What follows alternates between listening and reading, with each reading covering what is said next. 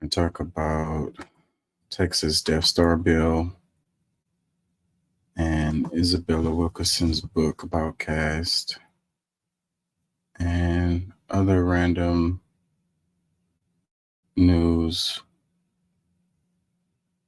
What the hell is going on?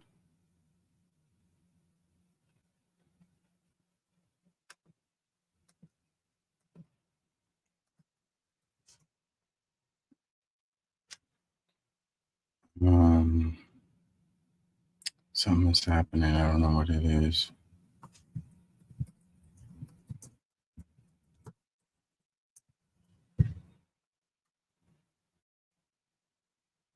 It's not letting me post comments. Can't post comments to some destinations. Why?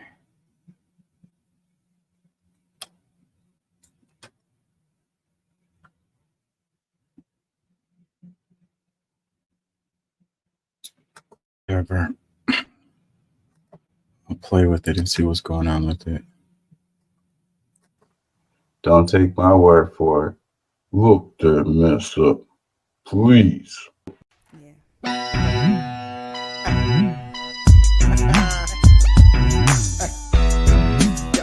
Yeah, you know what I'm saying?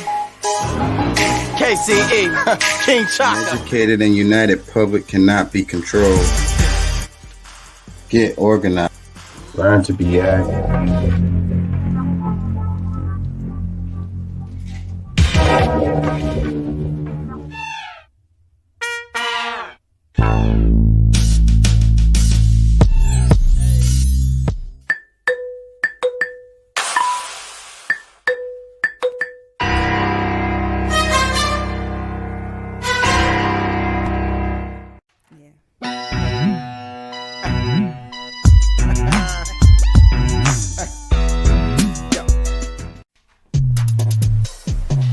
Looks like we got us another hit. Did you tell her to get away from me? She's crazy.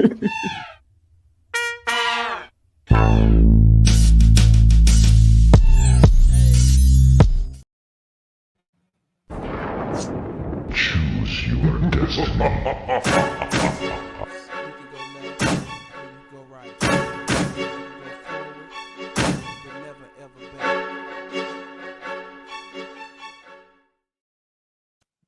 An educated and united public cannot be controlled. Get organized. Learn to be active. Investigate both sides of the argument. Come up with your own conclusions.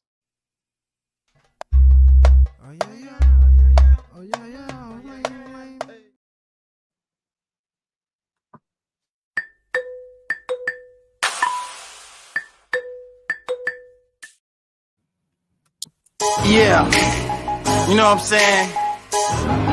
KCE, King Chaka.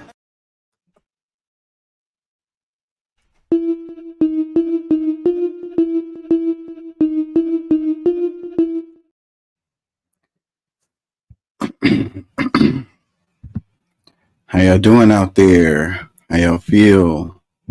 Remember, an educated public cannot be controlled. Learn to be active. The views and events expressed here are totally whacked, not necessarily the views of anyone. ¿Cómo estás? Bien, bien, bien. ¿Podemos ayudarnos más? Sí se puede. And don't take my word for it. Look that mess up, please. How y'all feeling out there? Y'all feeling good? Good, good, good. Great. I want some Frosted Flakes now. The name of the show today is Parties of Big Government. You can say the party of big government. Which party historically have you considered to be the party of big government? That's just a question. We're going to get into it. You know, it's like top-down politics, you know, instead of bottom-up. And I don't know. I think the way we think about things have changed over time. And we support this top down type of politics. It's like some guy in Washington, D.C. deciding on what's best for your life, you know, or if you're in your state, you got your government of your state determining what you should do out in the rural areas or whatever, like not allowing the local government to make decisions for their people and superseding the local governments and having the state or the federal governments determining what's best for the people, in those areas. It's like taking away the voice of these people. Anyways, we're going to get into it.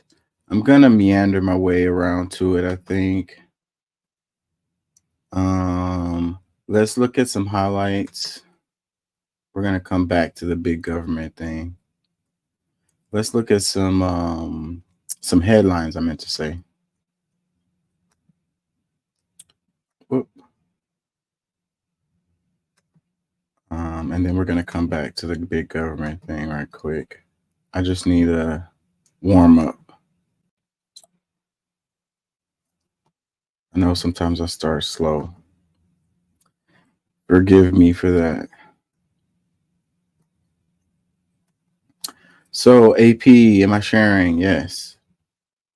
Top headline is Netanyahu says Israel is winding down its Gaza operations, but he warns a Lebanon war could be next.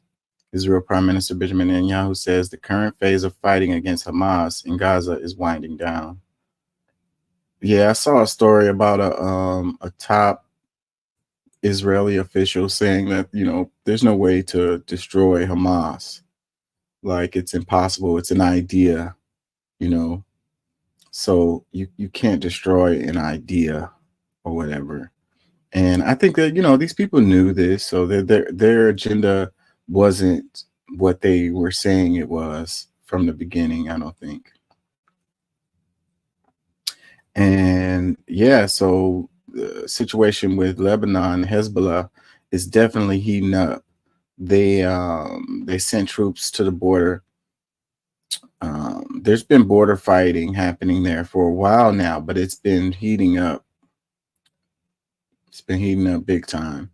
So, and this thing could really spark a whole, like, a regional conflict there. And I could totally see the United States, but they said that they're not going to have troops on the ground. They're going to support them in any way they can, but not with troops on the ground. But I don't believe them with that. There's reports that say there's already troops on the ground, United States troops on the ground over there. The picture caption, what does it say? People protest Israel Prime Minister Benjamin Netanyahu's government and call for the release of the hostages held in Gaza Strip by the Hamas militant group in Tel Aviv, Israel, Saturday, June 22nd, 2024. AP photo, Leo Correa. Says, an Israel offensive into Lebanon risk an Iranian military response, top U.S. military leader says. So yeah, that's what I mean by it spreading regionally, it could really turn into a big deal. And then on the other side, you have Russia is saying that United States directly fired on Crimea recently, and they're not too happy about that. So you could see that situation expanding over there on that side. And then on this side, you have this one expanding. So, endless wars are cool as long as they stay, small. But once big players get involved, it's no longer fun. It says aerial drone launched by Yemen Houthis. What the hell? What is going on? HP Smart. No? Did somebody just try to hack me? It says aerial drone launched by Yemen's Houthi rebels hits ship in Red Sea, causing damage and injuries. Yeah, so the Houthis are still causing all kinds of problems, man. It's funny though. That's what I was saying in the other show, is that, you know, these big, huge militaries aren't the way to fight wars anymore. You know, low tech works.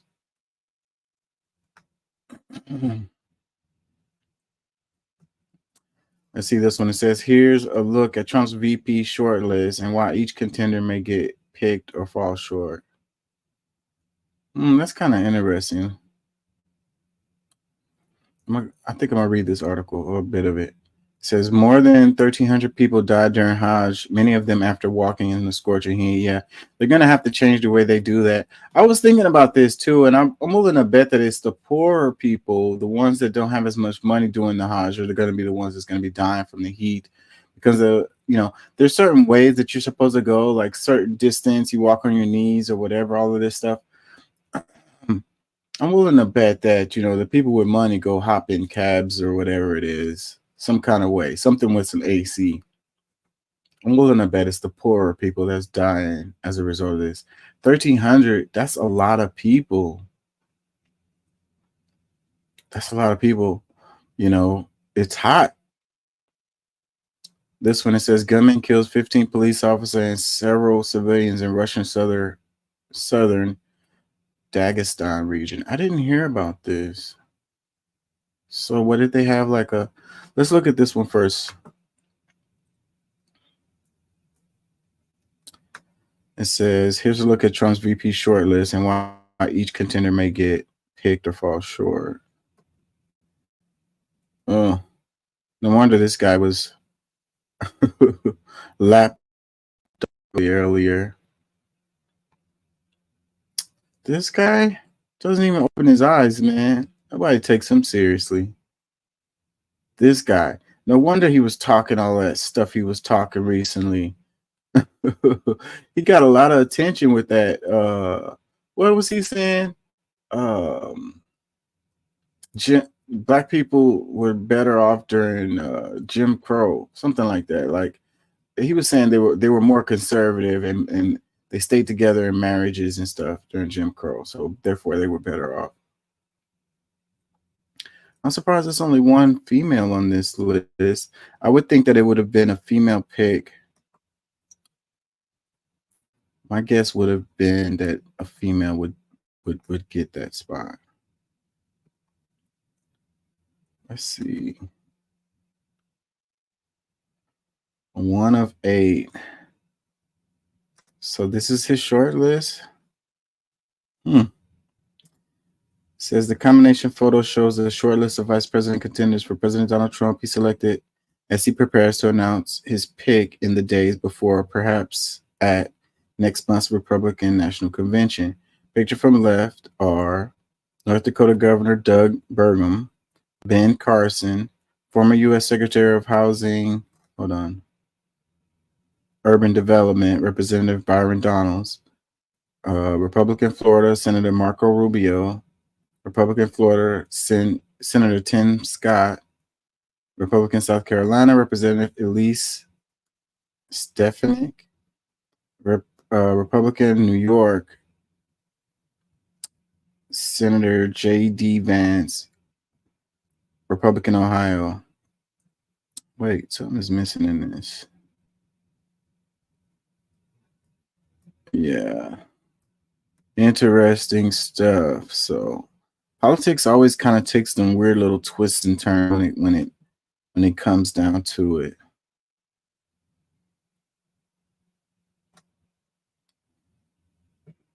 North Dakota Governor Doug Burgum waves at a crowd in a rally in Wildwood, New Jersey, May 11th, 2024. Former President Donald Trump has narrowed his vice president shortlist to a handful of contenders that include Burgum, and he prepares to announce his pick in the days before, perhaps at.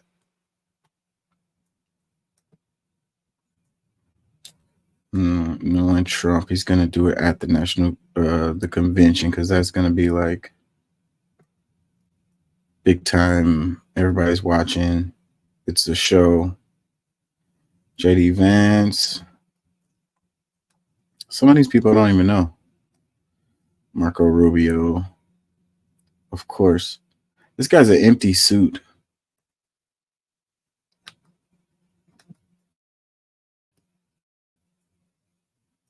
This guy. The guy is the guy. Tim Scott. I really don't see that happening. Maybe he'll give him a position in the cabinet, but VP, I don't see it. Elise Stefanik. See, this is one of the ones I don't know. It says Republican Conference Chair. She's a representative. What? Oh, New York. I don't know this lady. So she probably got a good chance. Like I said, female would fit the identity politics card.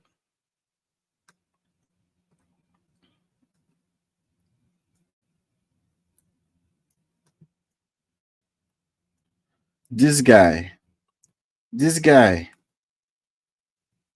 Ben Carson.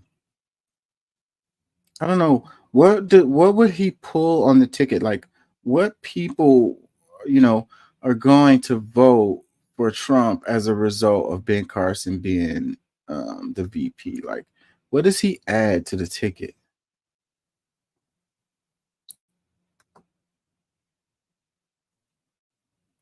And this guy, Byron Donalds. I could kind of see it. Because when we're looking at the identity politics things, I could see it. This guy, he could bring, younger voters. He could bring black voters. I could see him actually adding to the ticket. Yeah, but this guy's basically an empty suit like Marco Rubio. So, I mean, he's gonna yes man his way through the whole thing. But that could be enough to get him on.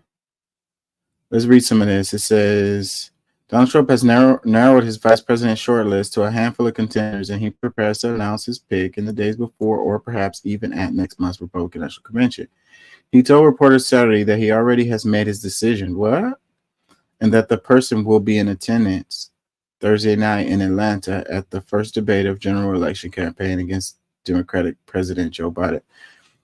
I can't 100% believe that. I mean, like he said, he's already made his decision, but he could say that, but that don't necessarily mean that that's the truth. You know what I mean? Like, yeah, I've already made my decision, but then at the last minute, change it. Because if he hasn't announced it, then it says Trump choice would likely become the immediate front runner for the Republican presidential nomination 4 years from now if Trump were to win a second term, the constitutional limit. But that number two will be under immense pressure from Trump as his allies to show loyalty at all times. So yeah, like I say, if you're gonna be a yes man, you're gonna be an ultimate yes man for this to get this position, And then they're saying he will be the automatic front runner 4 years from now. I don't know if that will be the case this time. Like normally that is the case, but I don't know if it will be true this time. And it kind of depends on who he picks also. And the politics have been shifting so quickly, in 4 years, who's to say, who's to say? And there has been cases where the VP, they lose. And I think that's what will happen, depending on who he picks. Like, and they may not necessarily automatically get the nomination when the time comes. Because we're in different times, and Trump is just Trump. Like people, there's no substitute for Trump. You know what I mean? There's no, people are gonna be like, this guy is our guy because he was the VP of Trump. So now we're going with this guy. No, Trump is an individual. Like he's a phenomenon. He's it's all about Trump. Like, period. You can't put another personality up there to take Trump's place or to take that, that fire that Trump has lit. No, I don't think so. Trump is a special case, you know. It says Trump turned on his first vice president, Mike Pence, after Pence rebuffed his boss' efforts to overturn the results of the 2020 election based on false theories promoted by the then president after his loss to Biden. People, you know what's weird about that is how people are still talking about that. And it's like 4 years later. Just like January 6th, they're still talking about January 6th. Like, come on, you guys. Like, what, difference is it going to make? Like, or whatever. Like, man, take your L and move on, bro. Like everybody else has to do. Like, what benefit do you have by staying on that, Trump won deal, or the January 6th situation? Like, can we all just get on, move on and get on with our lives? It says what to know about the 2024 election. American democracy has become big stress tests since 2020. More challenges lie ahead. That's an understatement. It says AP's role. The Associated Press is the most trusted source of information on election day, with the history of accuracy dating to 1848. Really? Well, the AP would say that, but it says read the latest, follow AP's complete coverage of this year's election. It says Pence has declined to endorse Trump this time around.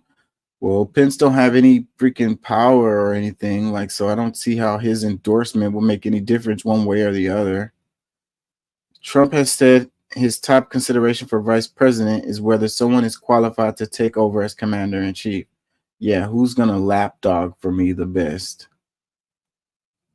But other factors at play: who can raise money, who performs well on television, who will be most effective on the debate stage against Vice President Kamala Harris, who risks overshadowing Trump. Whew, I'm sure that's a big one. As a lame duck if he is elected in November, with talk soon of 2028, and who has the look. Yeah, he doesn't want to get outshined. That's probably why we got this list. That's probably the main reason why we got this list that we have here, because there's nobody here that really stands up. Like, none of these names are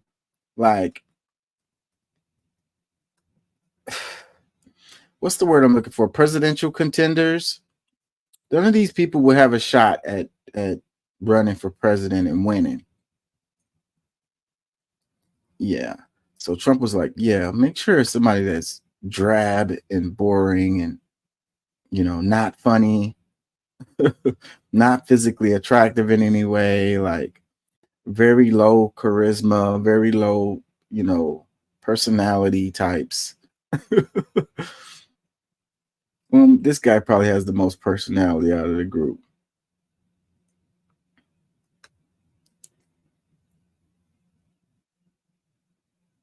Let's see. It says Trump's campaign has repeatedly cautioned that anyone claiming to not know who or when President Trump will choose a VP is lying, unless the person is named Donald J. Trump. And given Trump's penchant for unpredictability and drama, the best laid plans could change.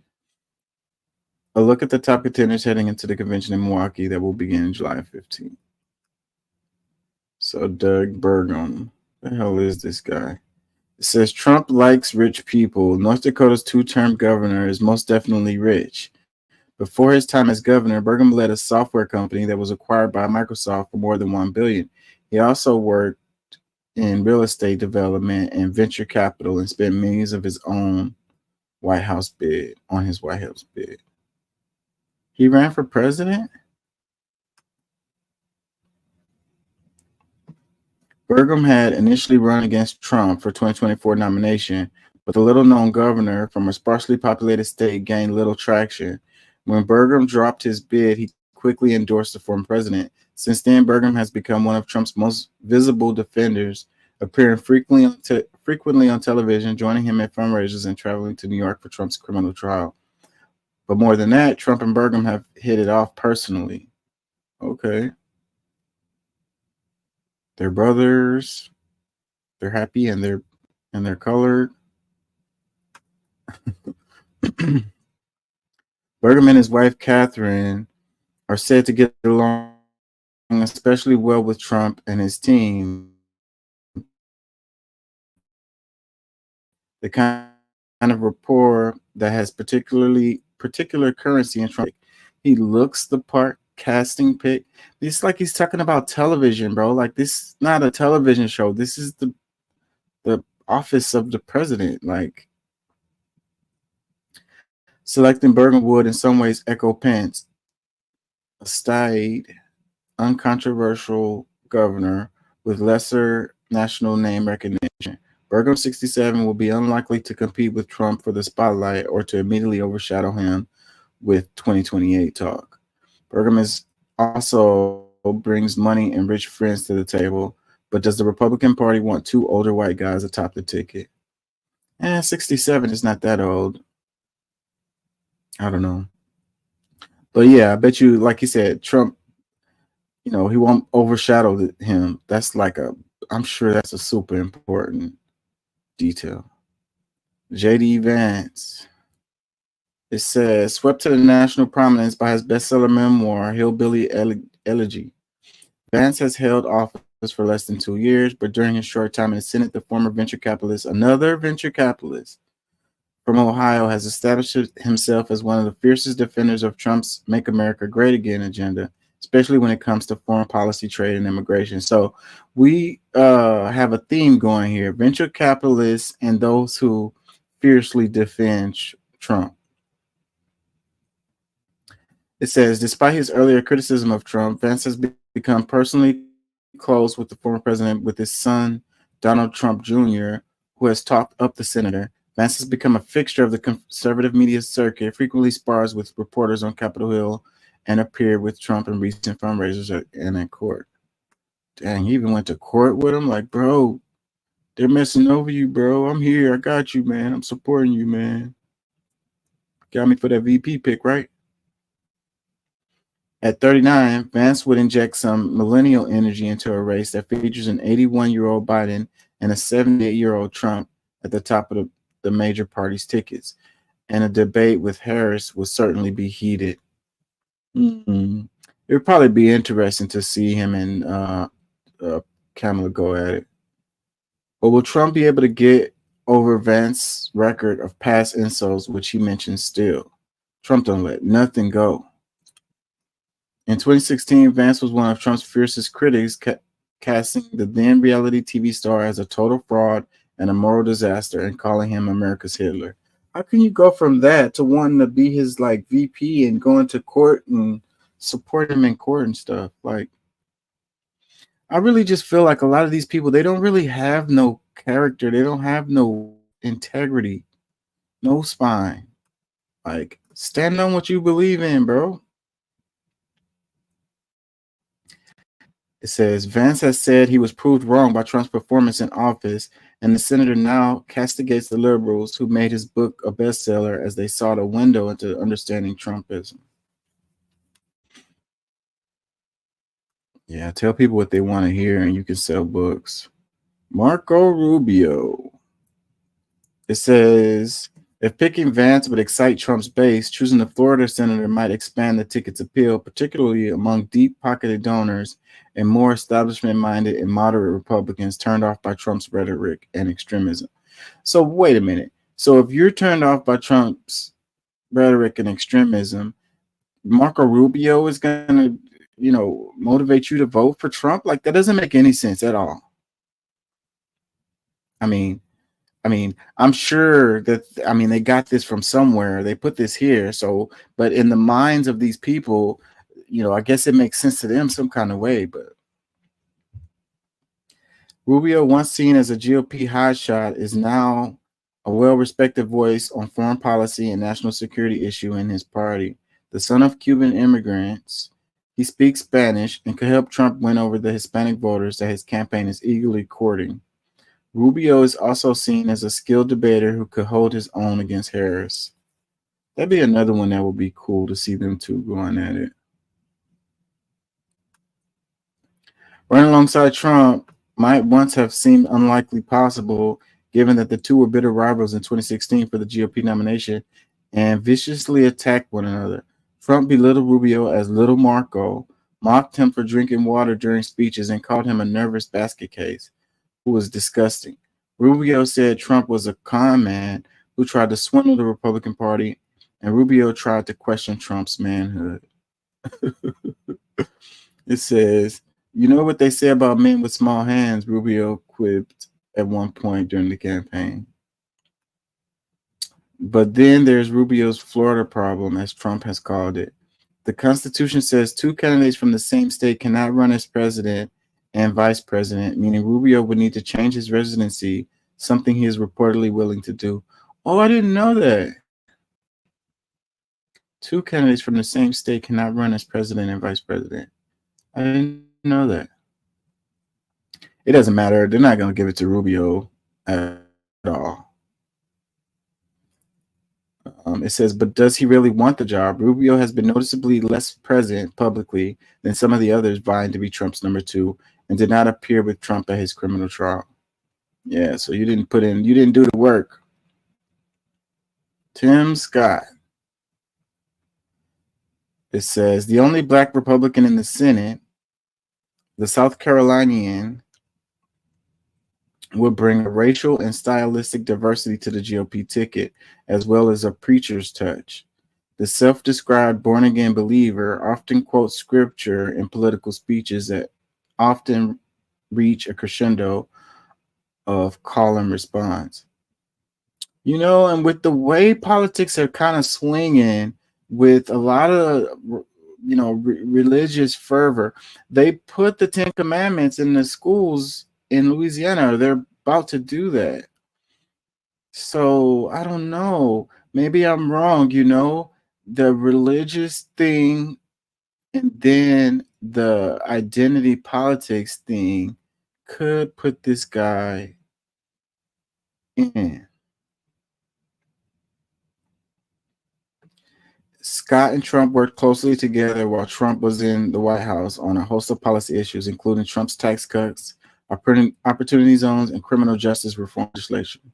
Though Scott ran against Trump for the nomination this year, the senator largely declined to criticize the former president after failing to gain traction despite millions spent on his behalf by high-profile donors. Scott endorsed Trump over fellow South Carolinian Nikki Haley, Trump's UN ambassador, and immediately began enthusiastically campaigning across New Hampshire and South Carolina on Trump's behalf. Nikki Haley. How come she's not on the short list? He continues to make frequent appearances on television and recently launched a $14 million campaign to win over minority voters in 7 key swing states. Trump has often joked that Scott has made a far better surrogate than he did a candidate. Ugh. But that has also raised questions about how Scott might perform on a debate stage with Harris later this year. All right. I don't know, I'm probably boring y'all, but we're going to keep it going. Elise Stefanik. Do not know this person at all.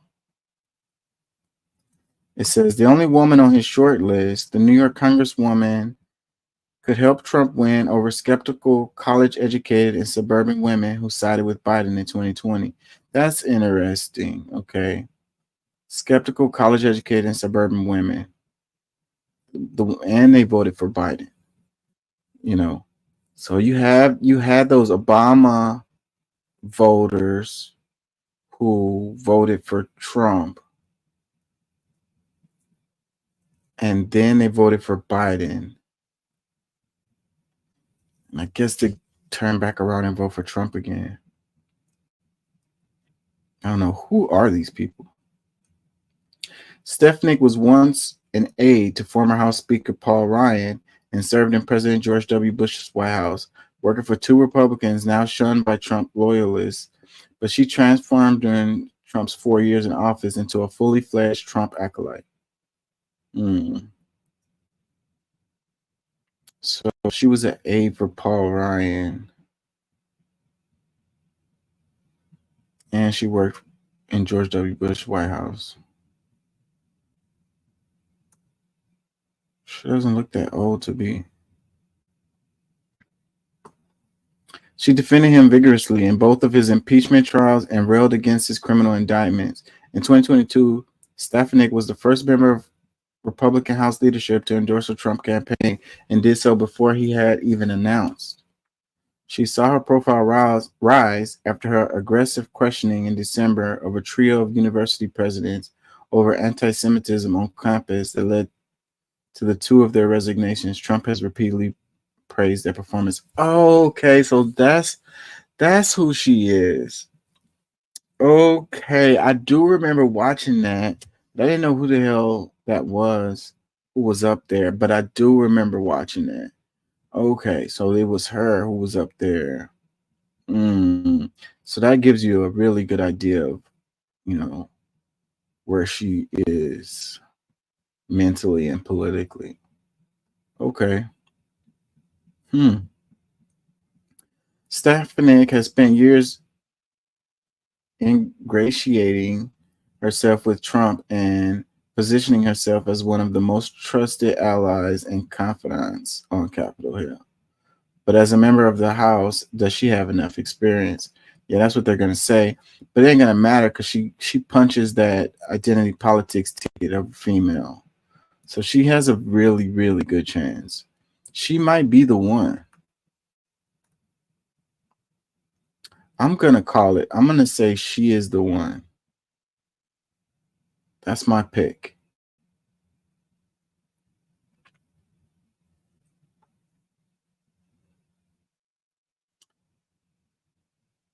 Ben Carson. It says relationships and trust matter to Trump. Carson, who served as Secretary of Housing and Urban Development during Trump's administration, has developed a strong bond with the former president over the years, despite a continuous start in 2016 rivals. A conscientious start. A soft-spoken former renowned neurosurgeon, Carson 72, could help Trump win over minority voters as the first Black person to be named to a Republican presidential ticket. Given Carson's age and demeanor, there's little chance of him overshadowing Trump or stealing the spotlight. He's definitely not going to do that. Doesn't even speak above a whisper, and he don't open his eyes. But Carson also has a history of controversial comments on abortion, guns, and other issues that could cause headaches for the ticket. Yeah, this guy is a problem when it comes to that. Yeah, so they would have to. He won't be able to speak, candidly. They'd have to give him speeches like the whole time, because if he just starts talking, it's gonna be a problem every time. He's gonna say something. It's gonna piss everybody off on both sides. This guy right here is my number 2 choice for the VP. Byron Donalds. The Florida congressman has become one of Trump's most prominent conservatives, Black supporters, and a reliable surrogate on television and at events. See, that's what could really help him. Like a TV presence, somebody who's, photogenic, it's going to look good in the commercials and shit like that. Like, that could help Trump. Get those younger voters, those Black conservatives, just enough charisma to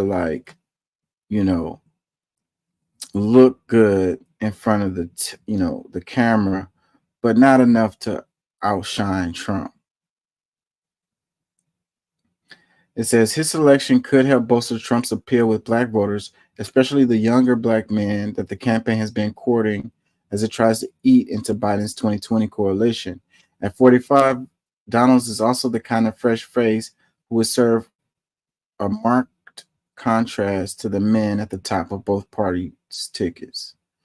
But like Rubio, Donalds would likely need to move to join the ticket, and he too has a history of controversial statements, including at a recent Congress cognac and cigars event in Philadelphia, where he seemed to reflect favorably on the Jim Crow era as he talked about the reinvigoration of the black family. Yeah, we talked about that on the show. Like, bruh.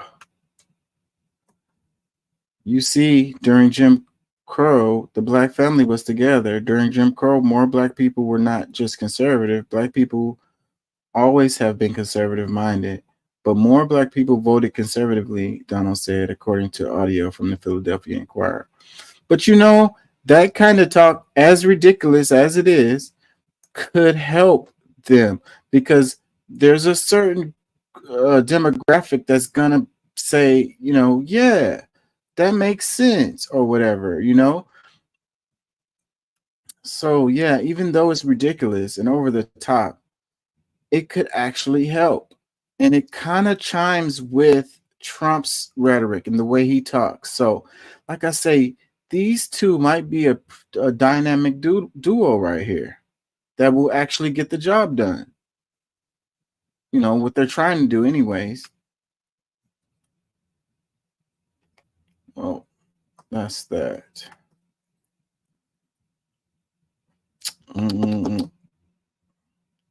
I really kind of need a voice break.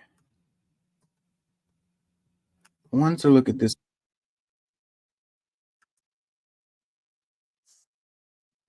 I wanted to look at this other article though. Real quick. Let's just do an overview of this right quick. So it says gunmen kill 15 police officers and several civilians in the southern Dagestan region. I haven't heard anything about this. More than 15 police officers and several civilians, including an Orthodox priest, were killed by armed militants in Russia's southern Republic of Dagestan on Sunday. Its governor, Sergei Melikov, said in a video statement early Monday. The gunmen opened fire on 2 Orthodox churches, a synagogue, and a police post in 2 cities, according to the authorities. So who is this guy? Is this anything related to the war that's going on? Russia's National Anti-Terrorist Committee described the attack in the predominantly Muslim region with a history of armed insurgents as terrorist acts. Okay, they're saying it was a terrorist act. So wait a minute. He opened fire on 2 Orthodox churches and a synagogue. He said it's a predominantly Muslim region. Oh, okay. I'm starting to get it. All right. Monday, Tuesday, and Wednesday were declared days of mourning in the region.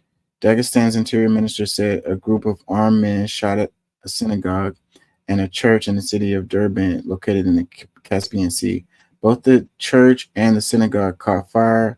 How does it catch fire from gunshots?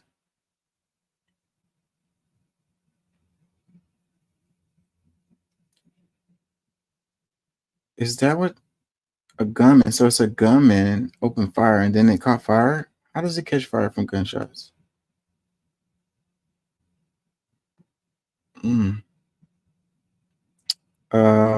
It says both the church and the synagogue caught fire, according to state media, almost simultaneously. Reports appeared about an attack on a church and a traffic police post in the Dagestan capital. This sounds really fishy. Fishy. So, a Muslim region, and so apparently the Muslims don't like the Christians and the Jewish people of this area, and they decide to shoot and kill police and then set fire to the. This sounds too what's the word I'm looking for? It's too typical. It's too typical. Authorities announced a counter-terrorist operation in the region. The anti-terrorist committee said 5 gunmen were eliminated. The governor and 6 bandits had been liquidated. The conflicting numbers could be immediately reconciled, and it couldn't be immediately reconciled. And it wasn't clear how many militants were involved in the attacks. See, this has got some kind of, yeah, this is fishy. They can't even tell you how many people it was. We can agree on that. But they were killed, though. We killed all of them. We don't know if it was 5 or 6, but yeah. There was no immediate claim for responsibility for the attacks. The authorities launched a criminal investigation on a charge of a terrorist act. So no immediate responsibility.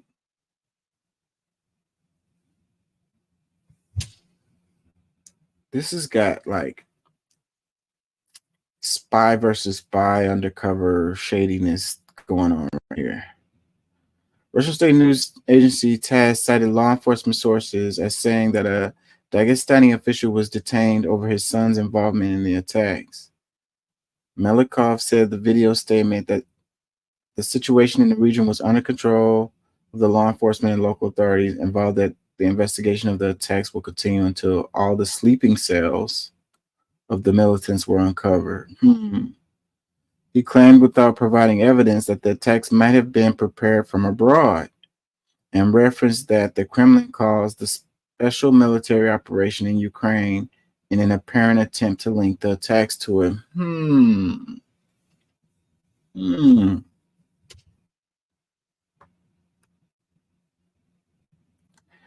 In March, gunmen opened fire on a crowd at a concert hall. I heard about this one.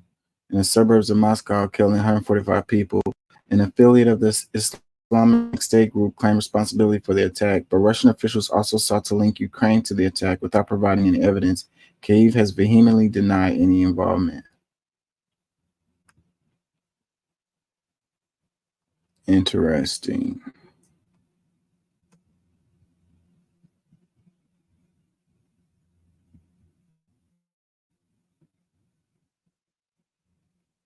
What does this say? These headlines here. Hold on. Can I go back? It won't let me. I'm gonna do. Let's talk about the Death Star bill in Texas, and give myself like a little short break.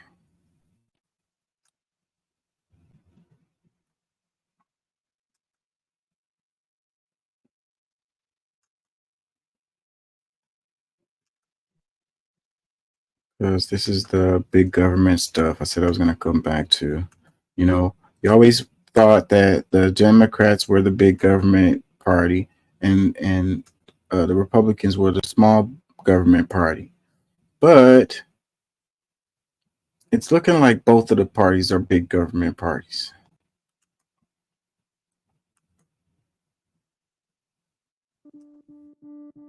Tonight, an already sweltering summer getting even hotter, breaking records and threatening lives for millions. Dallas bracing for a possible record. Will be up around 108 to 109, and the record high as it stands, 110. 60 million Americans are facing heat alerts from North Dakota to Texas, and officials in Texas are hoping the power grid can hold as they forecast today to be an all-time high for demand. With much of the state recording no measurable rain in the past several weeks, they're now asking families to conserve water too. Texas is hot, brutally hot. And with man-made climate change making things worse, it's getting even hotter. In 2023, Texas experienced its second hottest summer on record. And people died, and many, many others were put at risk. Now we know the unfortunate news is 11 deaths reported here in Webb County. And here at the fire department, they responded to over 70 calls related to heat this month. That compared to 19 in June of 2022. Ring camera footage from Cypress near Houston shows an Amazon delivery driver nearly collapsing from the heat. This happened yesterday afternoon when the heat index reached 108 degrees. Federal data shows more workers die of heat-related causes in Texas than any other state. You start to feel dizzy. People start to vomit. You get chills. If you see someone unwell, you have to take them to the hospital. And yet, during a record-breaking heat wave that spanned the globe in the summer of 2023, with people across Texas reeling from the heat, Texas's Republican governor, Greg Abbott, signed House Bill 2127, known by its opponents as the Death Star Bill, a bill that stripped away mandated water breaks for outdoor workers in cities like Austin.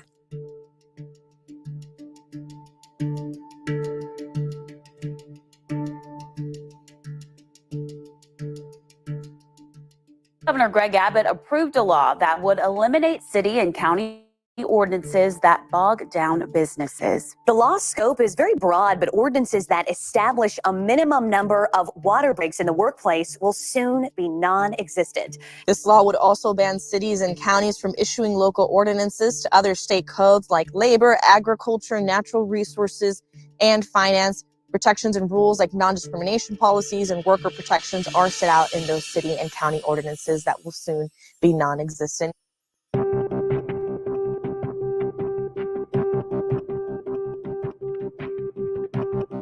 Governor Abbott signed this bill in June as we were entering triple-digit weather.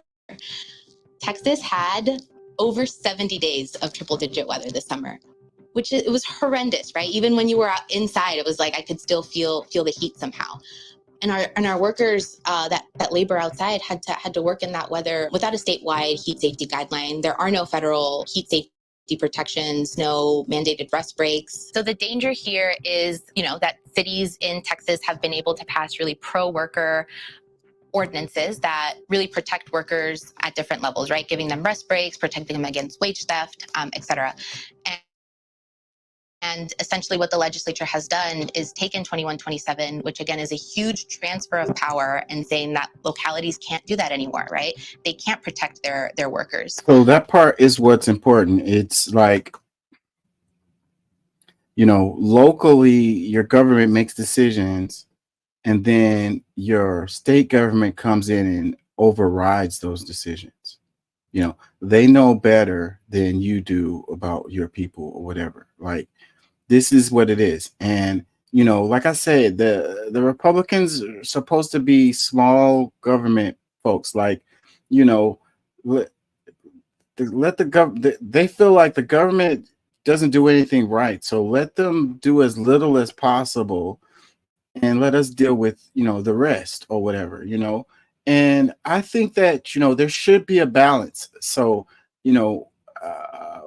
I think that the government should handle certain things when it comes to leveling the playing field, like social programs and stuff like that. But regardless, there should be a pull and push to keep both sides honest, to keep it, more fair or whatever, one side saying, big government or whatever, top down government, and then the other side saying, bottom up government, small government, government having little influence over our lives. And if you have that push and pull and the opposites of each other, then I think that the outcomes is going to be better for the people, But if you have both sides on some top down stuff, then now you've got a dystopian freaking political landscape, if you ask me. When I explain that this is an ordinance that we have, people are shocked to even hear that was a thing that's necessary. They don't believe that it was necessary. And they say there's no way that people aren't getting water breaks. And yeah, they aren't. We did not preempt with this bill or with that ordinance. We put a lot of resources into this. I'm in a union, and we have in our agreement that, we have a right to water. I don't even have to ask for it. I just go get it. If I'm thirsty, if I'm trying to defend myself against the heat, I go get some water. But there are employers and there are job sites and workspaces where they don't have that access. And if they're saying they're too hot, I need to take a break, they're accused of just being lazy. And especially workers who are in a very precarious position, like undocumented workers who are doing a lot of stuff outside in agriculture and warehouses and construction, especially where their whole livelihood, their whole community, their families are threatened if they're seen as being lazy for taking a water break and making sure that they're not getting heat stroke. How could this happen? How could Governor Abbott and the Texas GOP possibly justify stripping water breaks from workers in deadly heat conditions? Yeah, them focusing on the water breaks is one thing, and I do sympathize with that, but I want to really focus on that. It's the state government telling the local governments what to do, and that's the part that I think that should be focused on. Texas is a right to work state already. It's already a state where the employer has all the say. They can fire you for they don't even have to give you a reason to terminate you. I mean, like, you can do a suit or whatever, good luck with that, but they can just let you go whenever they want to, without giving you a reason, so that's already a deal. But then when you have, the state government telling the local governments how to deal with, their people, I think that's taking it like way, way, way too far, like over the top, ridiculous. For the real news, I went down to Texas to investigate. And I quickly learned that stripping water breaks was just the tip of the iceberg. What the Death Star bill actually does, and what it will mean for working people across the state and their democratic ability to govern themselves, is really much more sinister.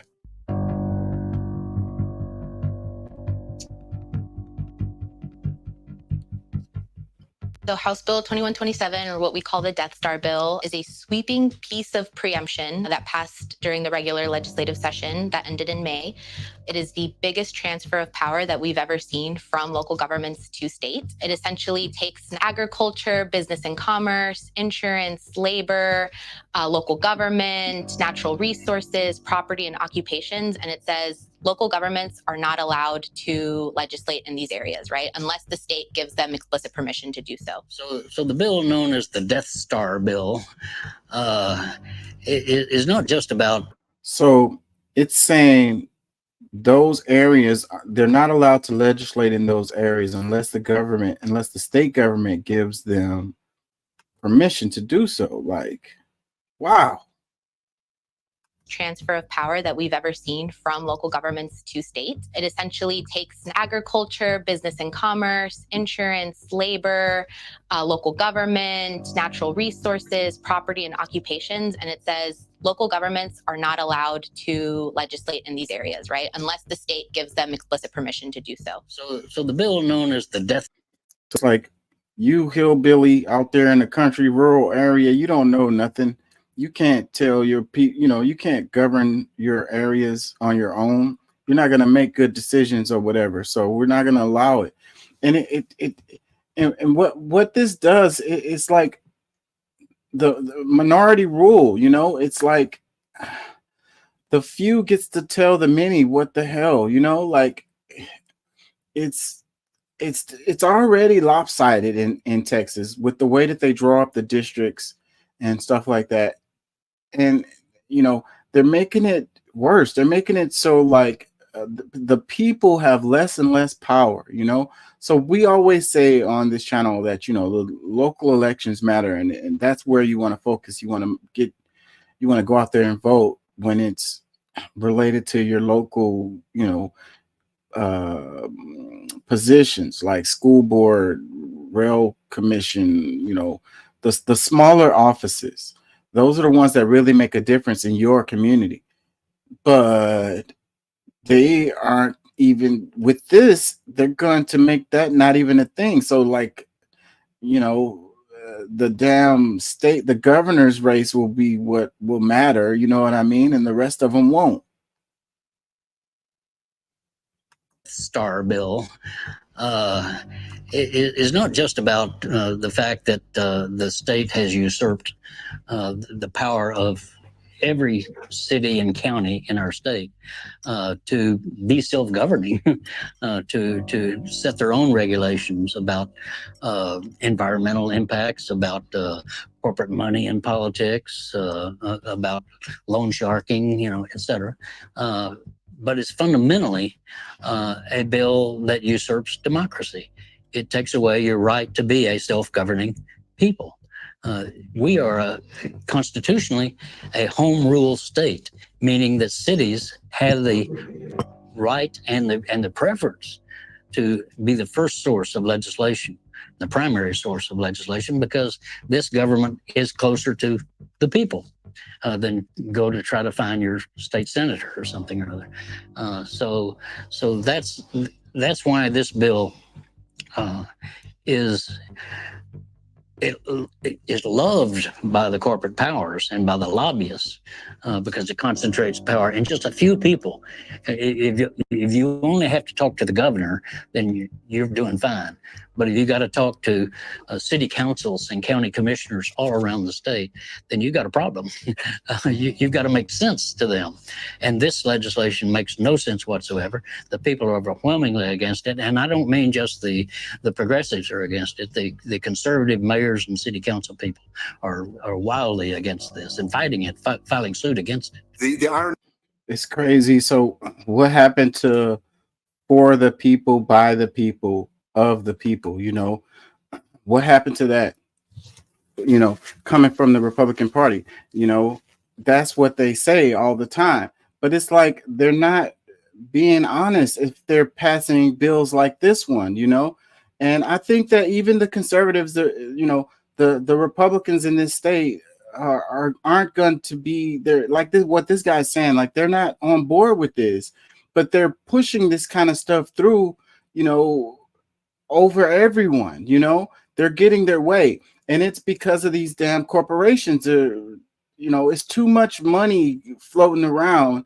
And, you know, these corporations want to get their way, and they don't want to have to deal with, like the guy was saying, these local commissioners or whatever. We don't want to have to deal with all of that crap. You know, we want less regulation. We want to, you know, do whatever we want to do. And we don't want to have to line the pockets of too many people. You know what I mean? You know, we don't want to be spread out thin, you know, folks that's not going to be, you know, somebody in 2 years or 3 or 4 years or 6 years or whatever. You know, we want to get our guy in our pocket and have him in our pocket and be good. We don't want to have to keep on following politics every freaking cycle. Let me take back what this guy was saying a little bit.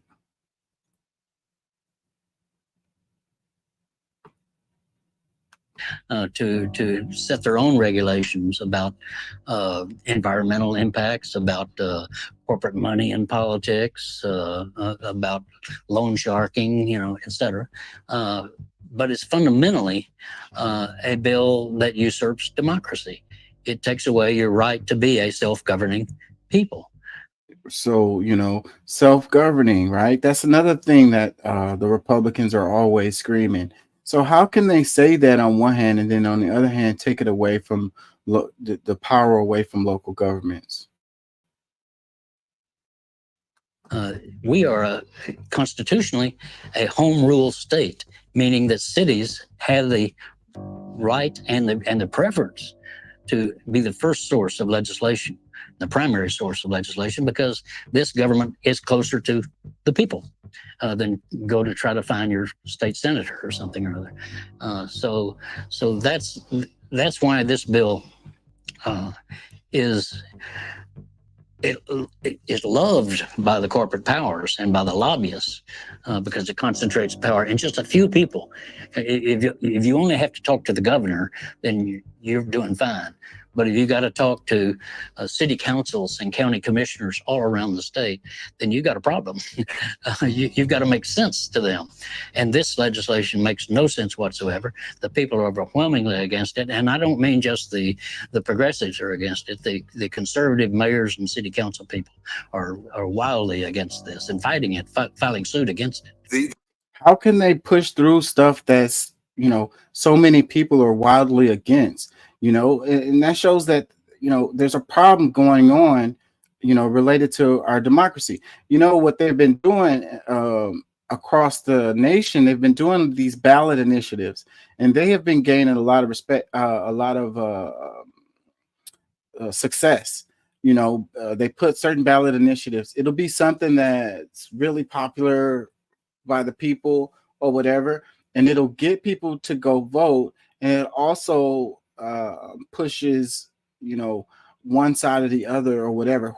Whoever's supporting that ballot initiative will get they'll ride the coattails of that ballot initiative, and, you know, more likely get elected or whatever. So, and a lot of times those ballot initiatives, they come from like grassroots, you know, local, you know, organizing, you know. And so, but then that shows the power of the people. So then they got to squash that out. At least that's what I feel like that's how they want to do. The irony is very clear, I think, to most folks, is that, you know, this bill is something that basically preempts local governments from being able to do local government. And as we all know, conservatives like to talk about small government. And, you know, the fact is home rule in Texas is something that was developed because Texas, our legislature only meets every 2 years. It's sort of absurd to think about a state that is seeing so much activity economically, politically, culturally, etc., basically having governments that aren't able to govern. But really all of this is a part of a longer story of GOP dominance in the state. And the response that we're seeing from the Texas legislature and from the Abbott administration has really been an attempt to try to strangle some very exciting progressives and grassroots movements that we've seen in the state. But most notably, I think, when you're thinking about the right in Texas today, has been the centralization of power in the hands of the governor and the executive branch of the government, and just the complete dominance of the Republican Party on the state level. Yeah, so that's what I was saying. The grassroots, you know, the progressives, you know, the folks, a lot of this stuff is popular on both sides, Republicans and Democrats, the voters I'm talking about, not necessarily the politicians, the folks, the people, you know, a lot of this stuff really popular for them, you know. And it's like, if it doesn't work for these major corporations or whatever, then they got to find a way to, you know, squash that out, you know. And this is why they're doing this. I feel like in Texas they feel like they're losing power, even though they have a stranglehold in power here in Texas, but they're afraid of losing power. So they're preemptively striking, if you will, to, you know, make sure that they can maintain power by any means necessary. You know, democracy all be damned. Today's right may dress its politics up in the language of populism. But if you look at what the GOP is actually doing at the policy level, how they're systematically stripping power from people and concentrating it in boardrooms and behind closed doors, cutting taxes for the rich and slashing regulations on businesses, you can see the naked machinery of authoritarianism and oligarchic rule at work. Man. As activists and concerned citizens on the ground in Texas told me, in many ways, this naked power grab is actually a sign that GOP fears the changing political attitudes among the electorate, even in a state like Texas. And the push to severely limit local governments with the Death Star bill is a desperate response to halt the progressive momentum and policy wins happening at the local level. Jalen McKeel Rodriguez was elected to serve District 2 on the San Antonio City Council. He's a Democratic socialist and the first openly gay black man to hold office in the state of Texas.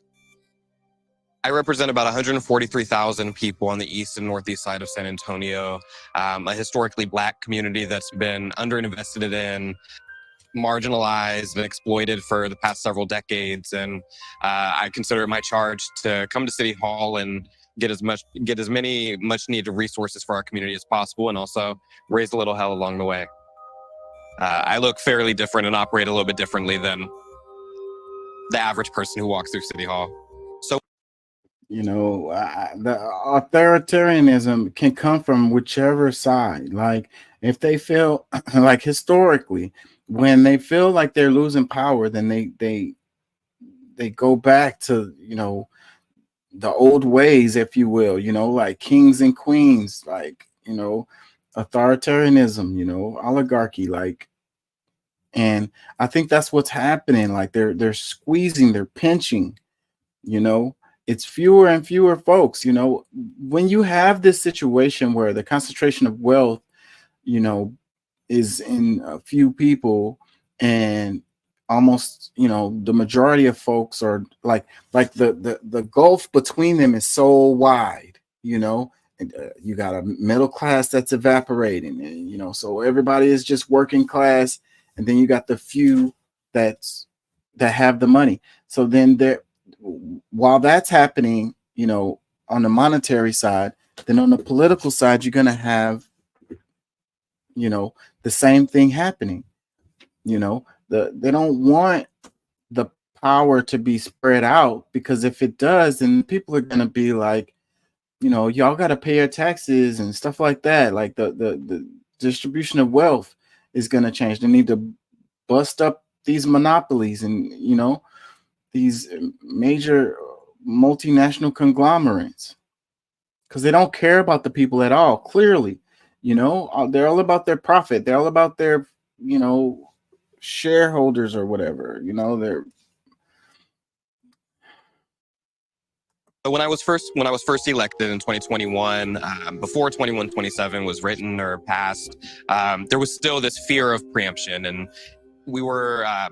I think we saw our leaders at City Hall and in our community wanting to toe the line between making our constituents happy and not causing too much ruckus with the state and not creating any animosity or feeding into it.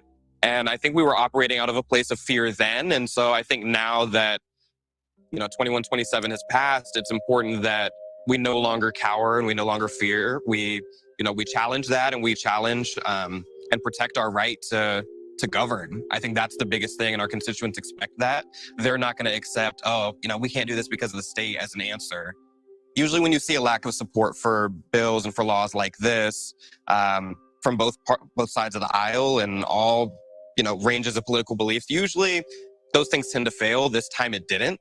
It didn't in passing, and I think a part of that is like those powers that be that I acknowledged earlier. When you have a city like San Antonio where our chambers of commerce go and they're rallying in support of the bill, you know, in counter to our partnership, I think that muddies the water of, you know, is this city in support of it or not? Because if a Democratic city government is saying, no, we don't want it, but their chambers of commerce and their developers and the police association, if they're all saying yes, then that it muddies. It's not as clean and clear as Republican versus Democrat anymore.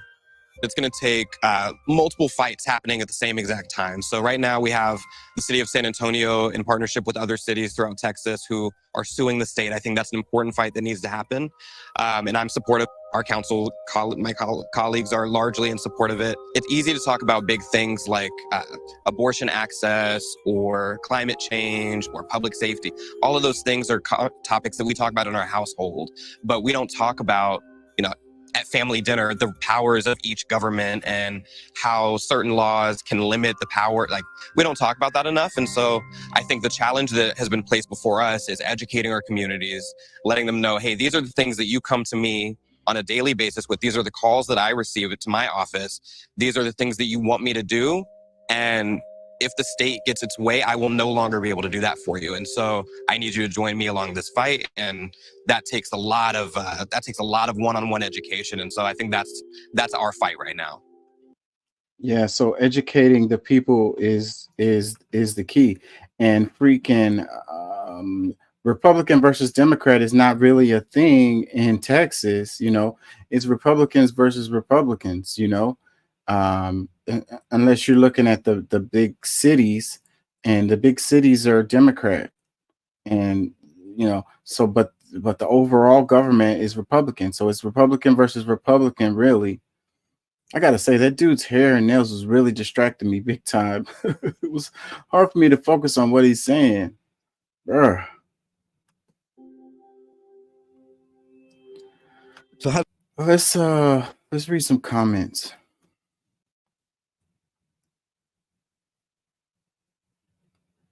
First comment says Abbott needs to be recalled or impeached. Another one that says we live in a plutocratic duopoly. We never had democracy. What little sliver of democracy we had, we lost decades ago.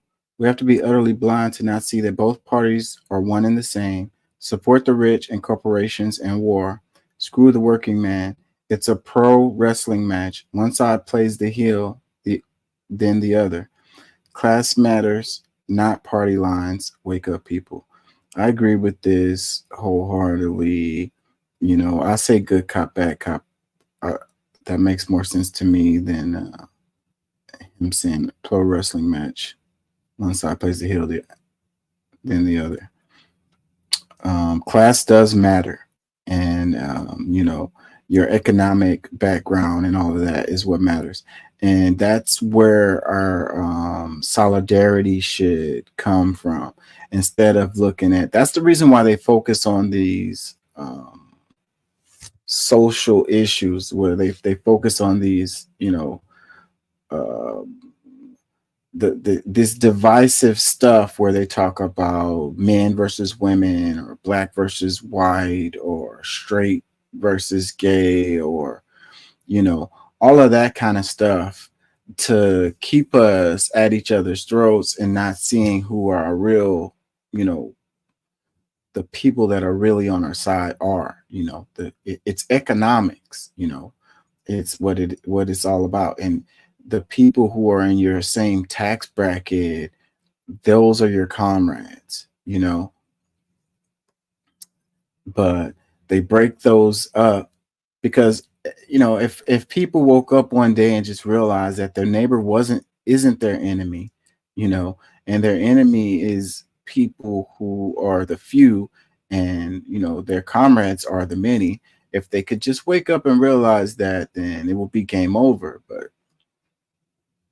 with the algorithms, I really just don't see it happening. You know, we got our feedback loops. You know, we keep hearing what we want to, you know, well, it's outrage after outrage. You know, what gets you upset controls you, you know. It's like, what was it? I was reading somewhere where it said hate. What did it say about hate? It was like, be careful what you hate, you know, because it clouds your judgment. Hate clouds judgment, something like that. And that's what it is. Like they get you angry and they get you hating your neighbor, and now you vote against your own best interests. Another comment that says Texas should outlaw wheelchairs. That's funny because Abbott is wheelchair bound, so that's funny. It says, caught all those rapists in Texas yet, Abbott? Another one. Why do Texans keep voting these people in? Because of the way the freaking districts are drawn up. Like it's rigged. That's why. Another comment says, thanks for this. I'm in Central Texas, born and raised. I voted for Beto. Hope he runs again. This is so scary. Beto is done. Another comment says, corporate America needs us to survive. I think it's time we start to push back. Any ideas? They do need us. It's like, one idea is worker co-ops, you know. Another idea is making the unions, more unions, stronger unions, you know. We have to become more educated too. We have to know what's going on and be active and be on the scene. And, you know, for me, it's really hard for me to vote a lot of times because I used to vote every single time, and then I would just, you know, you get let down every time. You know, you get emotionally involved, and then you get let down, and it's like it's draining. It's what it is. So a lot of us have unplugged, even though we still kind of pay attention to the politics, but we don't get emotionally involved anymore because it's draining, you know, and it's rigged and, you know, stacked against you. And it's, for each person that knows what's going on, you got 10 that don't, and they're voting too, and they're totally blind and they're totally manipulated. unaware. Very sad. It says Greg Abbott wants you to stop heat stroking and get back to work. Another one that says, very good presentation. I appreciate the work of all involved. Another one, and Texas prisons don't have air conditioning. That's some crazy shit too. That's some really crazy stuff right there. Like, even the workers, the people who work in the prisons, they're hot too. Like, that doesn't make any sense. The amount of money that they're making is ridiculous. They can't put no air conditioning in the freaking... That's crazy. Every year, prisoners die from being too hot too. Every year. And they're like, well, you shouldn't have went to prison.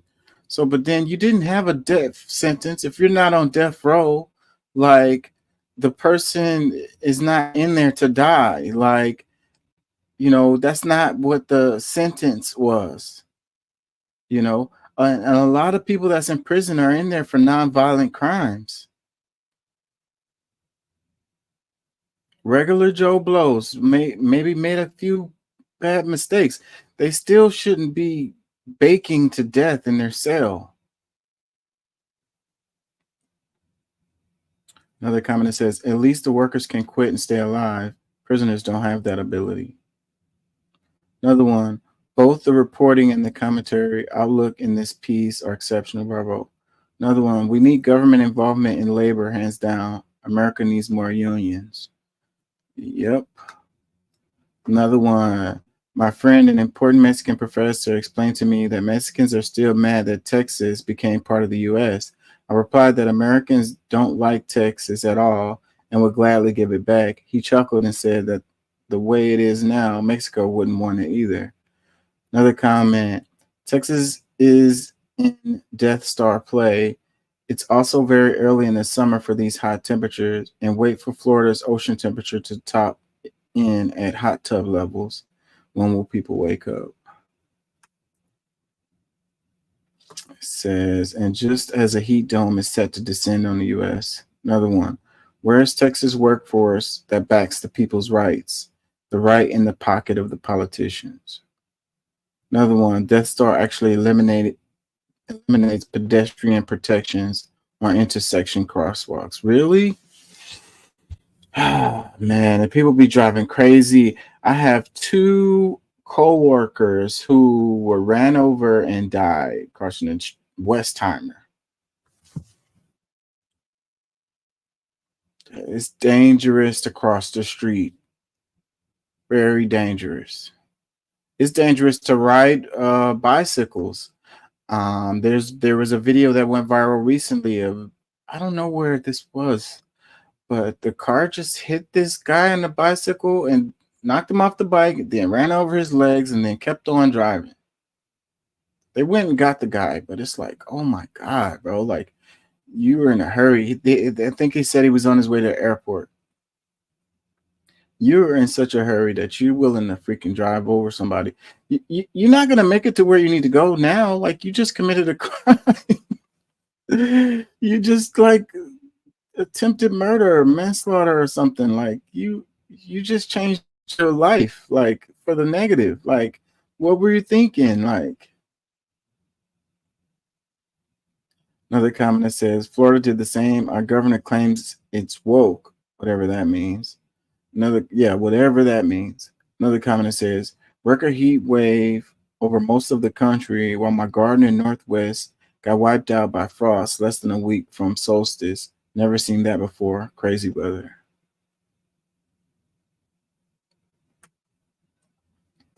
Let's play some more. How did we get here? How could Texas, a state founded on the principle of home rule, local control, and a weak executive branch, with a deep suspicion of big banks and big businesses, become the state leading the charge to strip power away from local governments down to virtually nothing, and then concentrate that power into the governor's office and the state house, while they prioritize the greed of corporate America over the needs of everyday Texans, be they Democrats, Republicans, or non-voters. They don't care. What fundamentally has happened is that in the 1980s, my party, the Democratic Party, quit being little d Democrats. They decided, the powers that be within the party decided that they could get some of that corporate money too. And not just let the Republicans have it all. We could get money from those corporations because those corporations have no ideology except money. And so they shifted their policy from grassroots politics to money politics, and began to solicit those corporate checks. And I can tell you from my own political life and in office here in Texas, I've seen it happen that when you get one of those corporate checks, written on the back is the corporate agenda. And so what resulted was not that Texas turned right wing, it quit voting. We have had the lowest voter turnout in Texas consistently in the last 20, 30 years of any state in the country. So a lot of people. Yeah, so I can attest to that, about the people quitting voting. They've given up on it, and that's how we've gotten what we've gotten. This is how we've gotten where we are. And it's like, these people, they don't care if you're Republican or Democrat. They don't care if you're conservative or liberal. They want you to shut up, go home, and do whatever we say or whatever. You know what I mean? And it's like you said, the money and the politics is really a huge issue. Like, we're never going to fix anything. It doesn't matter who's going to be the president, y'all. Like, come on. I've been screaming this. Like, oh, Trump's going to save us. No, he's not, bro. He's not. Oh, Biden is the one that's destroying everything. No, he's not, bro. Like, not alone. Like, it's the main thing is the money and the politics. Why does it cost so much to run for office? It's getting bigger every year. It breaks records every year how much they spend on these elections. And we're just only talking about the elections. There's so much more money floating around. But even the smaller offices, it costs so much money to get in there. Like, you think these people who are flipping the checks on this stuff doesn't want anything in return? Who makes an investment and doesn't want anything in return for it? So if and you've got these political action committees who put money against people, and people are afraid of that. Like, they're afraid that, they got to be careful what they say or what policies they support or whatever, because a whole bunch of money might come against them, not just the money that's coming to support them, to come against them.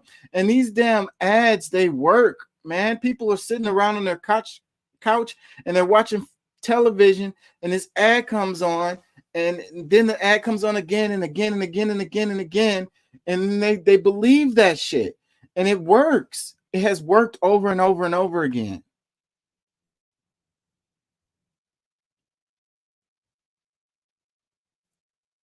I don't know what this comment was. I missed it. It was an hour ago. If anything is to change, if anything, it doesn't matter what the personality is or who is there, or if they have a D or an R on their shoulder. There's nothing going to change until we change how the money goes, how the money flows. That's where the laws need to come in. Make laws to affect, how people run, how much money they can spend, change the laws related to, Citizens United, a corporation is a person, change the laws related to the lobbying,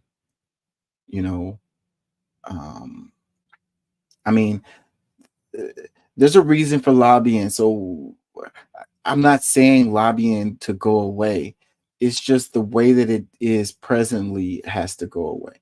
The politicians being able to trade stocks on stuff that they comes across their desk, like, it's so many areas related to the money that needs to be the focus. Screw who's the president. Screw if it's a Democrat or Republican.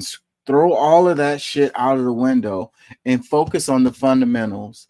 Focus on, how much money it takes to run for office. Focus on, where, this dark money where you can't even identify where it's coming from, that kind of stuff. Like, that's where the focus needs to be. Like, the bullshit that's coming out of these politicians' mouth is not what we need to focus on. We know where they stand.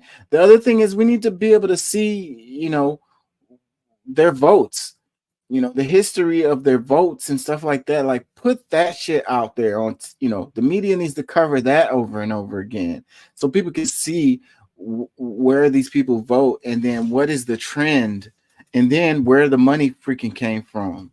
Come on, man. It's really simple. But they got us stuck on all of this bullshit, man. People sort of sit out of politics because politics doesn't seem like it's a place where you could fight and win, right? It seems like a thing you can get really worked up about and upset about, but it doesn't seem like a vehicle that can get you to where you might want to go. And the Republican Party, I think, has been able to take tremendous advantage of this. And you've seen the shift in even the way that they have to govern, even the way that they have to sell their kind of policies, because they talk one way to the public and they pass and do really horrific things on trans rights, certainly on abortion and all of these other social issues.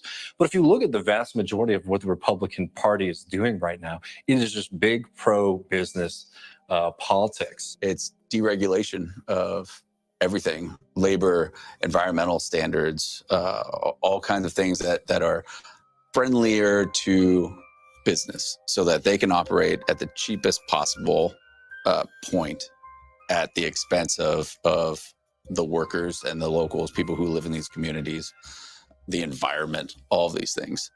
The state believes that it's in their interest to undermine all that because that's how they attract all this business here. Big business politics, and that's all it is. And everything that they do is to benefit these corporations. And the Republicans win when people don't vote. Like the low voter turnout benefits the Republicans every time. Like, this is documented. And voter suppression is the name of the game for any kind of ways, all different kinds of ways. The slightest bit, any little chip off of the block, benefits them and makes it more likely for them to win. Sad, sad times. I think I want to play a little bit more of this, and I'm gonna get out of here because I'm gonna switch because I'm not going to stay on here much longer, and I wanted to talk about the cast thing. Let me play some more.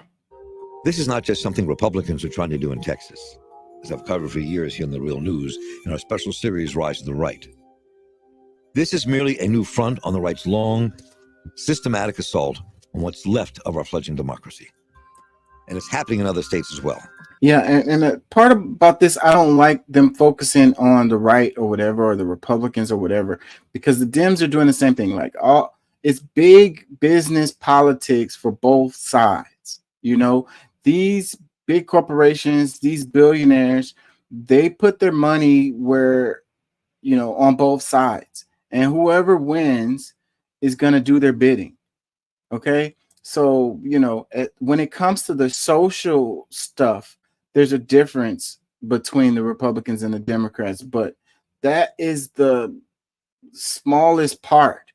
The part that matters, the economics, they are on the same page.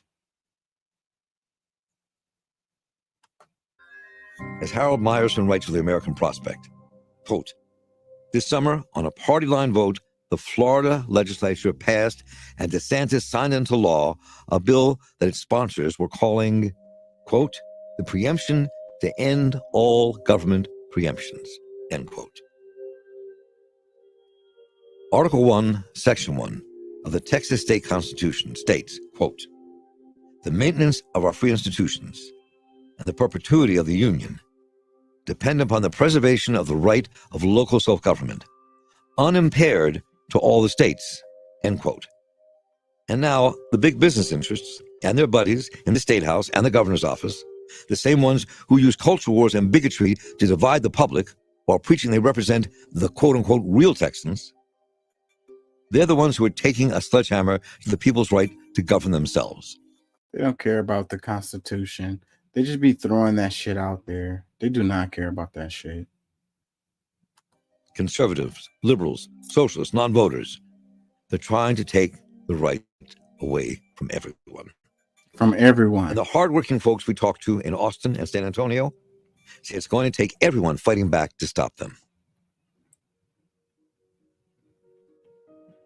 Now, when it comes to the fight against HB 2127, it's a very difficult question because if you look at the law, not only does it preempt cities from being able to pass a lot of different legislation or being able to pursue ballot initiatives, it also puts cities under threat of lawsuits from people in counties next to the county. So if you're a city council member in Austin, somebody from a county next to Austin can sue you against whatever policy that you put forward. And they got rid of qualified immunity for politicians, meaning that individual politicians can be personally liable, right? That's a huge roadblock. And we'll see what happens in the courts if that's able to hold up or not. But it's a huge threat to these city council members.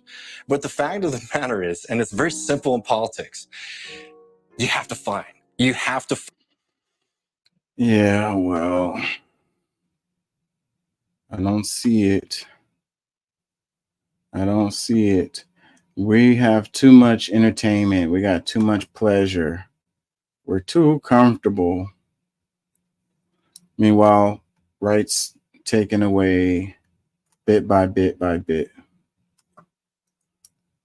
Very, very sad. Yeah. I don't know. That's why I do what I do, but I don't know what impact anything. It's like preaching to the choir. Anybody that watches this show probably already, you know. The people that needs to hear this stuff are the ones that's watching, I don't know. They're on their couch watching TV or watching something. I don't know what they're watching because I freaking don't watch TV, but whatever's the most popular TV show right now.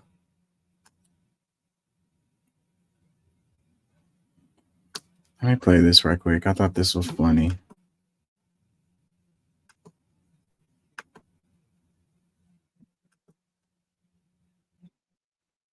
Did you see that Boeing accident? Which one? Dude, a guy lit himself on fire. Which one? Did you see what happened in the war? Which one? Dude, that rapper got arrested. Which one? Did you see that crazy AI thing? Which one? Dude, that whistleblower died. Which one? Did you see that Zendaya movie? Which one? Dude, that house is so expensive. Which one? Did you see that campus protest? Which one? Dude, that politician's 80. Which one? Did you see that actor on Epstein's flight logs? Which one? Dude, we sent that country more weapons. Which one? Did you see that Shannon Sharp interview? Which one? Dude, they banned that book in Florida. Which one? Did you see that super rare thing in the sky? Which one? Dude, that company had record profits. Which one? Did you see that insane tornado? Which one? Dude, that country just elected a maniac. Which one? Did you see that Uber driver that got killed? Which one? Dude, that new show is terrible. Which one? Did you see that new state flag? Which one? Dude, there's a recall on Teslas. Which one? Did you see the prices at that fast food place? Which one? Did you see that crazy killer whale? Which one? Dude, that famous athlete died. Which one? Dude, the president is a criminal. Which one? Did you see that Boeing accident? It's freaking funny, man. I don't know. This my kind of humor right here is like the craziness that's going on. Like you talk about something crazy happening, you got to be very, very, very specific. It's like, Trump's court case. Which one? It's pretty funny.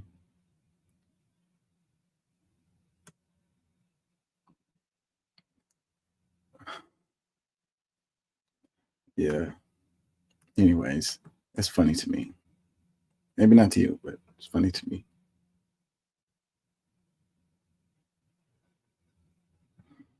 And this one, it says, proof that we are not supposed to bear the weight of the entire world's issues on our shoulders. Help your community and your family. Turn off the news. I've been unplugging lately, you know. I have been. I was in a bad mood all the time, like angry all the time. And it's not good for my health and it's not helping anything. It's no positive outcome out of it. We're inundated with like craziness.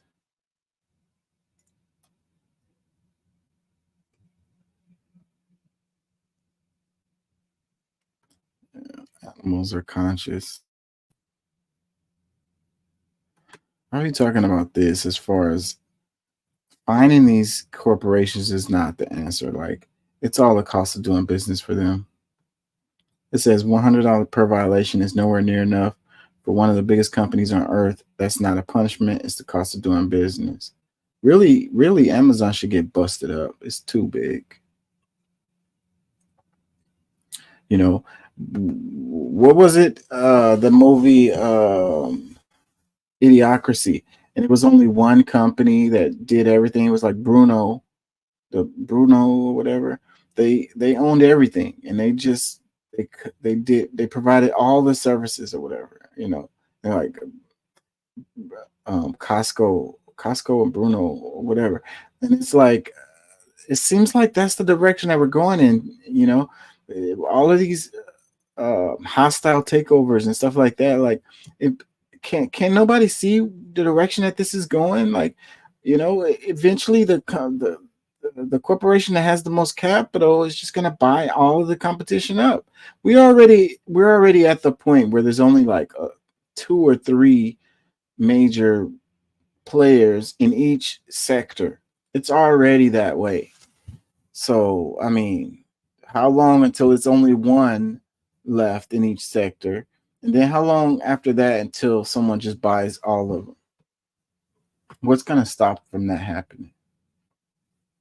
It's not going to be good. It says Amazon fined $5.9 million for over 59,000 violations of California labor laws. So they can violate the labor laws and they'll just pay the little old fine, but the money they made off of violating the laws was worth it. It says if the penalty for a crime is a fine, then that law only exists for the lower class. Yeah, so the person who has money, it's legal. If you have money, it's legal.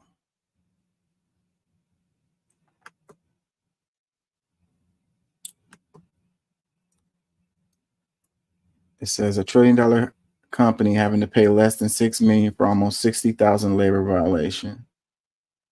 Punishable by fine means legal for a price.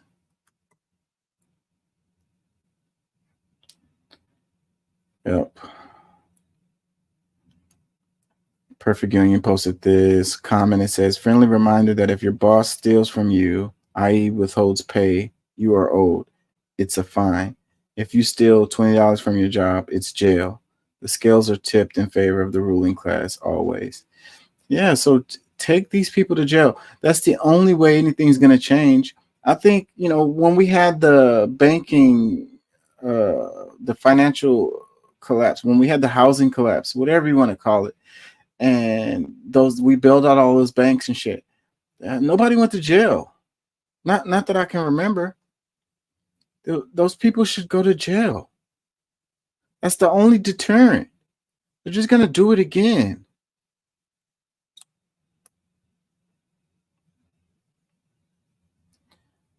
Comment, it says the fine should be large enough that corporations will be destroyed if they commit violations. It says the fine should go into the pocket of the employee customers that were hurt directly or indirectly as a result of said violation, not to the government. Yeah, so that's another problem. They fine them, and then the people who lost their houses, they didn't get anything in return. They just lost their house. People who had their savings, their 401ks, their retirement funds, just gone. Another comment says it's still more profitable for them to break the law than it is for them to comply, and they figured this out a long time ago.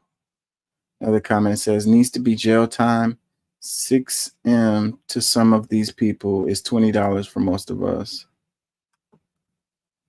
And the fine shouldn't be a fixed number, but a percentage of profits. The fine needs to be standardized for the vastly disproportionate amount of wealth that is essentially being stolen from the working class. 5% of profits per violation. That might get there, them paying attention. It says there's no incentive for them not to cheat. Break them up.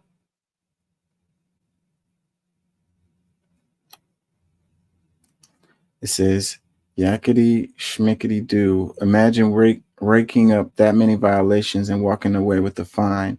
Can an average citizen get 1,000 violations and walk away with a fine of $59? Nope. You going to jail, buddy. Another comment says, same reason who food companies don't change shit. The fine doesn't reflect the crime. If you make $500 million off of selling In-N-Out fries that have 145% higher levels of cadmium and the FDA approves of, but the fine is only $5 million, you're sure going to take the fine and change nothing.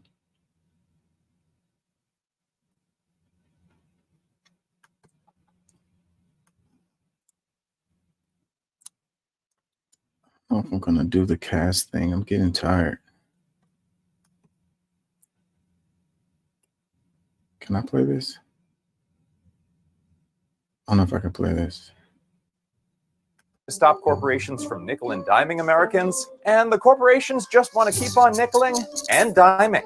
Biden's agencies came out with a bunch of new consumer protection rules in 2024 to cap credit card late fees at $8, limit overdraft fees, force corporations to disclose hidden fees, and force airlines to issue automatic refunds for canceled or excessively delayed flights. Surprise, surprise, corporations and Republicans have been fighting back, with some Republicans even arguing that Americans want to pay junk fees. The vast majority of Americans agree that they're legitimate. They don't think they're junk. The American Bankers Association and the U.S. Chamber of Commerce sued to block the cap on credit card late fees. And a Trump-appointed judge issued a temporary injunction that blocked the rule from taking effect. Eliminating that rule would cost American families an estimated $10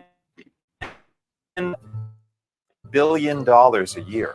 Airlines confuse consumers by giving them too much information. Senator Ted Cruz has opposed the automatic refunds for canceled flights, claiming that passengers don't want automatic refunds. The rules saying, no, you can give the money back automatically no matter what the customer wants.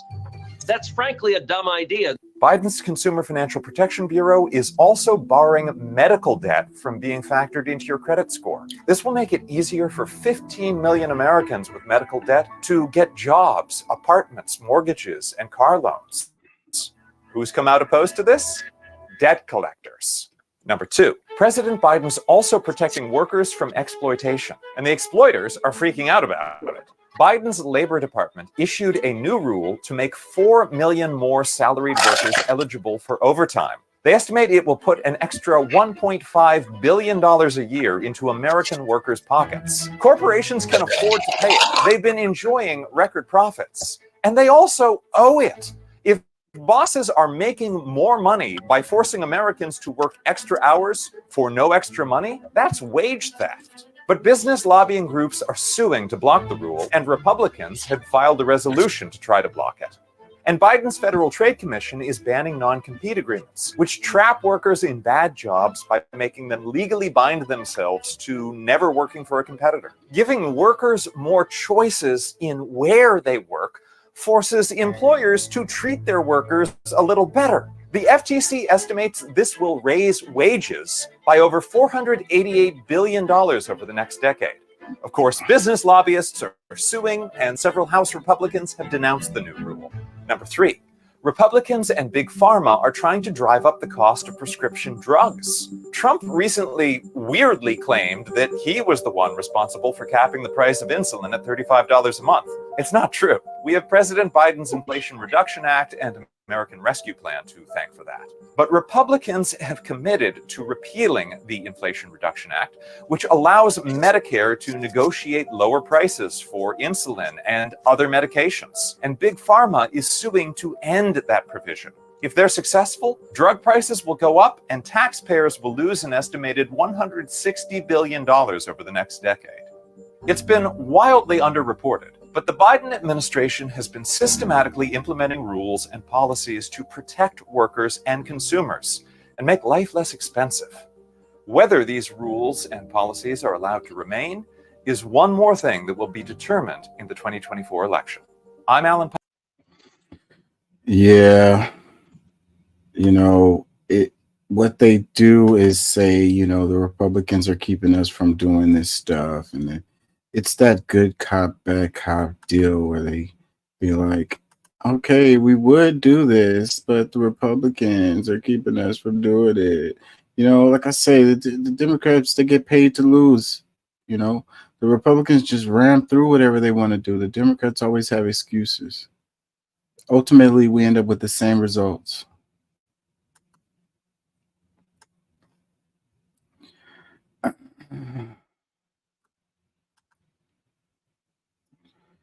It says Communist China just cured diabetes, and America's insulin industry is not happy about it. It says in a remarkable medical breakthrough, Chinese scientists have successfully cured a patient of type 2 diabetes through an innovative cell therapy approach. The achievement, reported by Economic Times, has garnered international acclaim that holds profound implications for the millions grappling with the chronic condition worldwide. The patient's journey to recover. The patient, whose identity remains undisclosed, underwent a cell transplant procedure in July 2021. Remarkably, within just 11 weeks, the patient no longer required external insulin injections. Over the subsequent year, the individual gradually reduced and ultimately ceased taking oral medication for blood sugar control. Yeah, with our healthcare system, how long do you think it would take for something like this to make it over here? It says, well, yeah, diabetes is 100% curable. I really hope this wakes people up and makes people realize our healthcare system is designed to kill you because doctors and the government, mostly big pharma, gain when you go to the doctor. Plus, it's not like your insurance is going to cover it anyways. You know, you make more money off of curing people or, you know, selling them drugs they got to take for the rest of their life.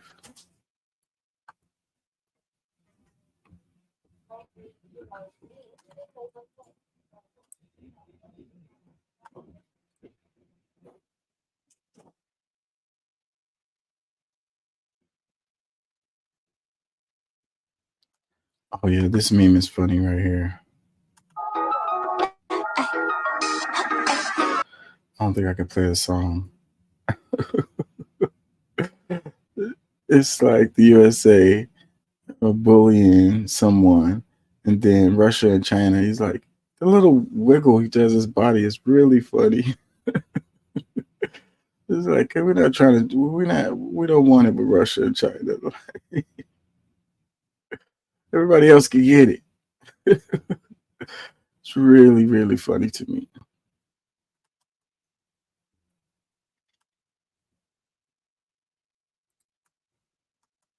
This one, it says, your version of Christianity wants to put the 10 Commandments in schools, but take free lunches out of them. You are worshiping something other than Jesus. Yeah, if you haven't heard, Louisiana passed a law that they got to put the 10 Commandments in every freaking classroom.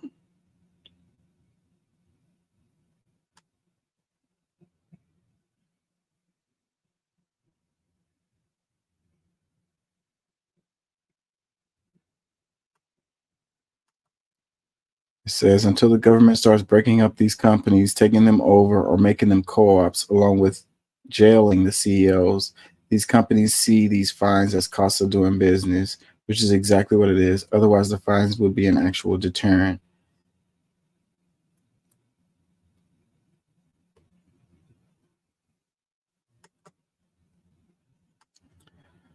I think I'm gonna get out of here. I'm gonna cover the I'll probably do a show early in the week and cover the stuff that I didn't cover today that I wanted to cover.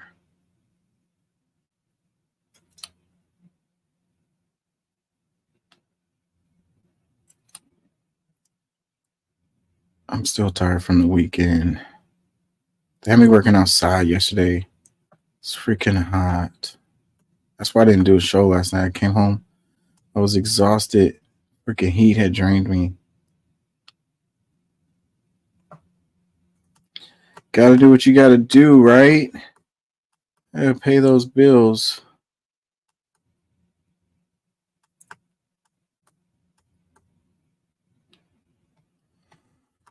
I'm gonna get out of here, y'all. Peace and love. Thank y'all for listening. Thank y'all for joining. I'll probably Monday or Wednesday, I don't know, Tuesday night, maybe Tuesday night I'll do a show.